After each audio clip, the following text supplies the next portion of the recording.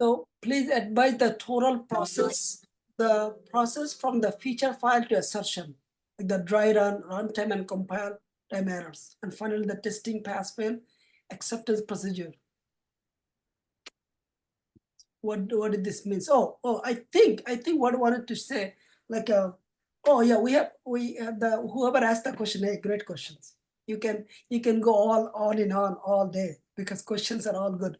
So I think Ashik, what mentioned is the best practices, like add the assertion, right? And then do the dry run and the runtime and compile error, and then of course finally oh, it's mine, okay, and the test pass and fail status. Aziz, did you mention as like I don't know, the reporting or just the best practice? I don't know this, but yes, those are the best practices when you the design the test automation. Okay, so